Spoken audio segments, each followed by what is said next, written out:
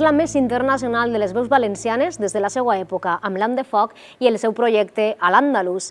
Mar Aranda fa temps que desplega una solidíssima trajectòria en solitari interpretant música sefardita, músiques provinents de la tradició musical dels territoris de l'antiga Corona d'Aragó o, com en el cas del darrer treball, Mare Vostrum, noves composicions inspirades en el cançoner de la Mediterrània oriental.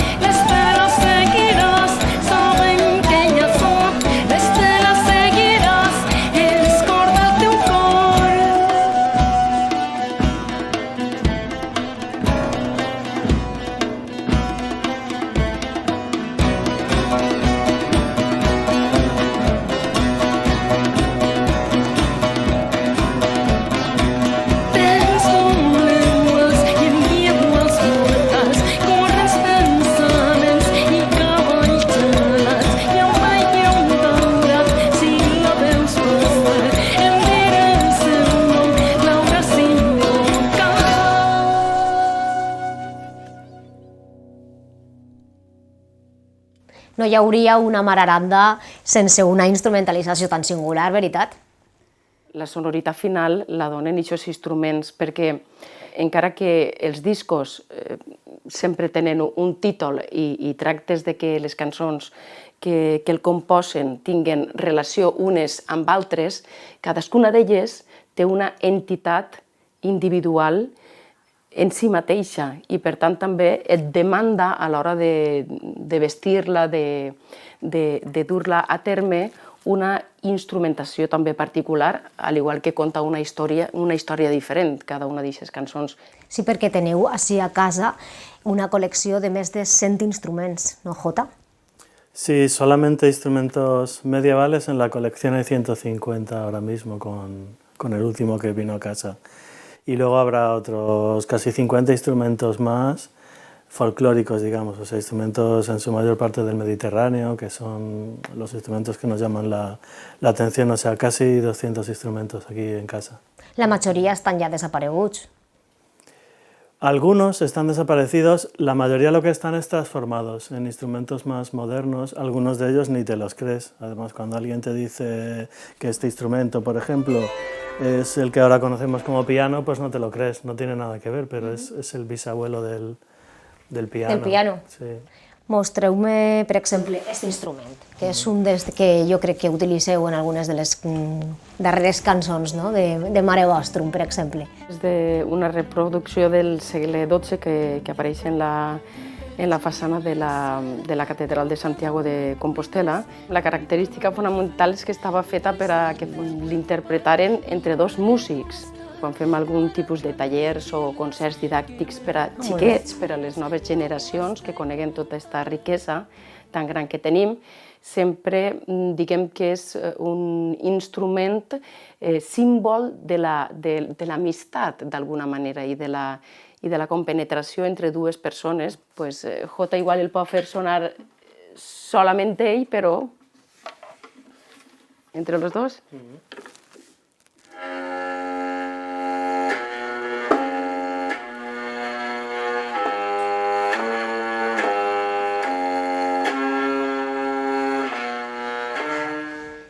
Què aporta Jota Martínez al projecte de Mararanda? Jo d'alguna manera el considero, a més de director i pare de tota aquesta producció musical, un gran custodi de tots aquests instruments de la tradició peninsular que requereix un manteniment impressionant perquè estan tots ells composats d'elements orgànics, com són els budells, les cordes d'estos instruments, moltes són de budells d'animals, les fustes, moltes de les parts d'ells mateixos són ossos animals, es mouen en els camps de temperatura, amb la pressió, la mateixa escalfor del cos quan els prem per a fer-los sonar, els reactiva, els modifica, i tot això necessita un manteniment permanent. Has viatjat a Turquia, has viatjat a Grècia, a Israel, fins i tot. Què buscaves en aquests llocs? Quan anem a aquests llocs el que busquem és amerar-nos de la circumstància, imbuir-nos dels olors, de com es viu, com es respira, quines són les diferències que fan que senguen els que en aquestes geografies habiten unes coses i per les quals les cançons que fan sonen d'eixa manera. Busquem un context, sentir realment tot allò que fa que soni d'eixa manera. Anem a comprovar-ho amb una de les cançons del darrer disc, Mare Vostrum, i anem a fer-ho amb Mar de la meua mare, en la qual també apareixen uns instruments molt singulars, ¿no? Sí, en esta canción utilizamos un instrumento que en la Edad Media fue como nuestra actual guitarra española, porque era muy fácil encontrar instrumentos de este tipo, o creemos que era muy fácil porque hay muchos registros documentales sobre ellos y aparecen en mucha iconografía.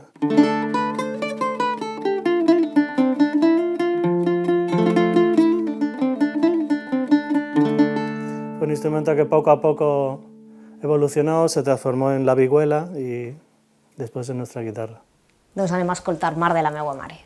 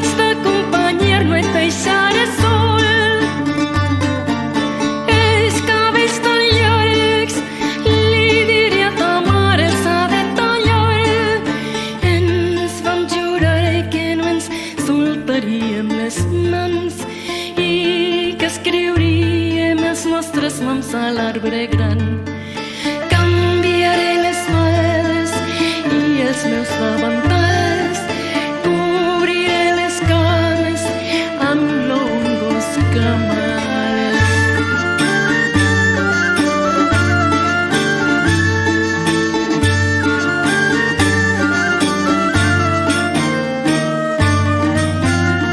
Si a la guerra vas, t'haig d'acompanyar.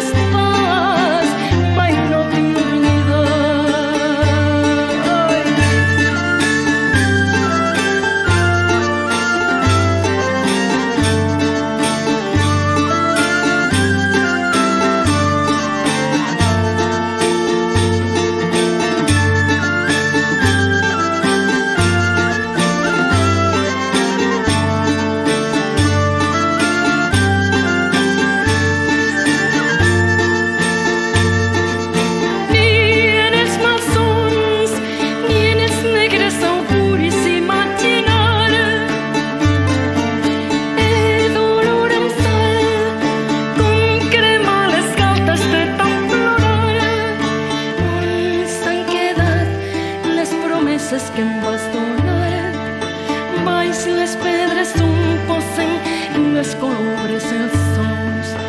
Em canviareu la remor de les ones per camps, les escumes blanques pels pedregals.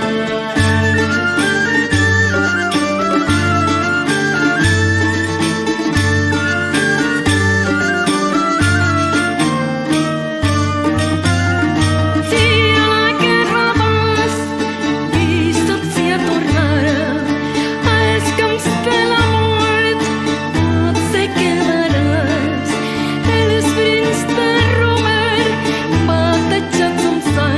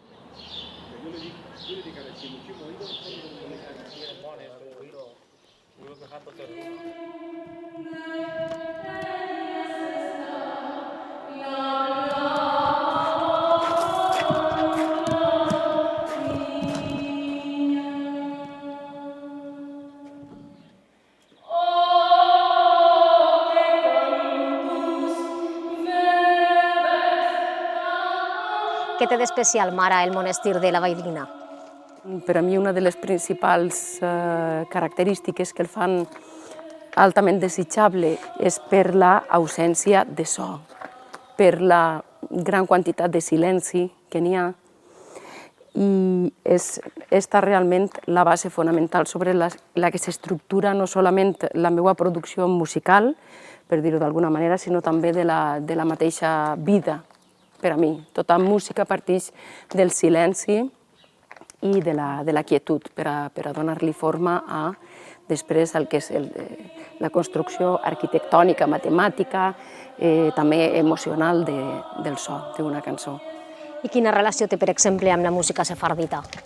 M'agrada perquè està emplaçat en una zona en la que hi ha molta població morisca. De fet, només a 400 metres d'ací hi ha una ermita que era l'antiga mesquita, la mesquita de la Xara, on venien tots els musulmans. Per a mi és un lloc molt interessant que posa de manifest la multiculturalitat de la nostra terra, que avui en dia també segueix estant, i en aquell temps es donava la presència no només de musulmans, sinó també de jueus a aquestes terres. I això és el que per a mi té a veure amb el repertori que interpretem, perquè encara que la música sefardita és el punt més important de la meva producció en quant a repertoris històrics, n'hi ha molts trets també de la música andalusí, de la música que els musulmans en la península feien. La música sefardita per a mi el que té és que és absolutament essencial. Els temes que es tracten en les cançons tenen a veure en coses que no passen mai de moda, perquè les cançons parlen d'emocions, parlen de sentiments, per la pèrdua d'éssers estimats, de l'alegria, del goig del naixement de nous membres en la comunitat, dels somnis, de les inquietuds, dels moviments de l'ànima. Per tant, això és per a mi el major tresor que té aquesta música. Molt senzilla, sense grans composicions molt elaborades musicalment, però sí molt directes, molt nuclears, molt essencials i que van directament al cor. Has interpretat fins i tot cançons sefardites davant de comunitats jueus sefardites que encara existeixen al món. Com reben aquestes comunitats esta música, esta proposta musical de Mar Aranda? Ho reben amb moltíssima alegria i moltíssima joia perquè pensa que per a ells el sentiment de pertànyer a aquesta terra, que era la seva terra, on tenen encara soterrats els seus morts i on pariren les seues besàvies, els seus avantpassats, els seus fills, és la seva terra, és Sefarad, el que ells coneixen com a Sefarad. La veritat és que són músiques que tenen moltes dificultats per a eixir dels circuits especialitzats. Què podríem fer per a acostar-les a un públic més general? Per a nosaltres, per exemple, en aquests últims anys ho hem combinat amb altres disciplines, per exemple la dansa, que sempre sol tindre un punt d'atractiu. I duguem a dos grans dansaores o ballarines en directe, i sempre n'hi ha que estar maquinant recursos per a atreure. I d'altra banda, no estaria de més que les pròpies institucions valoraren que tota aquesta història, tota aquesta part de la cultura és fonamental per a formar generacions que tinguen un criteri, que tinguen una sensibilitat i que siguin un poble fort. I acostant-nos a la música valenciana, que hi ha deparegut entre la música sefardita i la música valenciana? En comú jo penso que tenen, en el meu cas també, com a compositora de noves músiques i també intèrpret de músiques tradicionals, el sentiment que les fa ser útils i de que siguin un vehicle de transmissió d'eixes tradicions. Cant de Sirena, una de les noves cançons de Mare Vostrum. Cant de Sirena va ser una cançó molt important dins del disc perquè va estar composada per un dels grans compositors valencians del que podem gaudir, que és Abel García. Ell toca més tota sort de corda polsada de la Mediterrània, sobretot oriental, està especialitzat, i va composar aquesta música en base a una situació personal, dramàtica, que el va dur a una intensitat per a mi transcendent. Anem a escoltar Cant de Sirena.